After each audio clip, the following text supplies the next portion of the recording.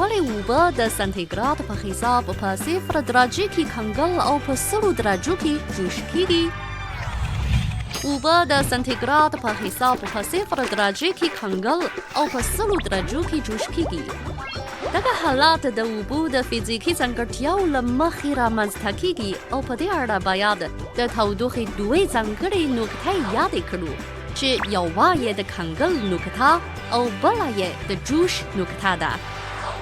د کنګل نقطه د اتموسفیر معیاري فشار د 101.3 کیلو پاسکال سره برابر دی او د همدې فشار په شرط د اوبو د کنګل نقطه د سانتیګراډ په حساب له 0 درجې سره برابر ده. کله چې د اوبو تودوخه له 0 درجې نه ټیټه شي نو د مالیکولونو جوړښت یې له مایع شکل څخه پر جامد شکل بدلیږي او اوبه یخ کېږي.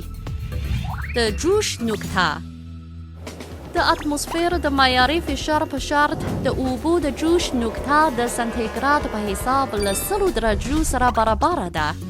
کله چې تودوخه له 100 درجو نه پورته شي اوبه له مایع شکل څخه پر غازي شکل یا په بخار بدلیږي. کله چې موږ اوبو ته تودوخه ورکړو نو اوبه به جوش شي. دا د دې ښکارندوی کوي چې اوبه د جوش په حال کې په ډېرې چټکۍ له مایع څخه په بخار بدلیږي او بخار له اوبو څخه هوا ته پورته کېږي.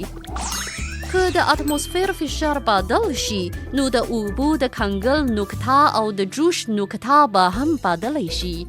مثلا په هغو سیمو کې د اتموسفیر فشار ټیټ وي چې جغرافیایي جګوالی یې لوړ دی نو د اوبو د جوش نقطه به یې د سانتیګراډ په حساب له 100 درجو څخه ټیټه وي.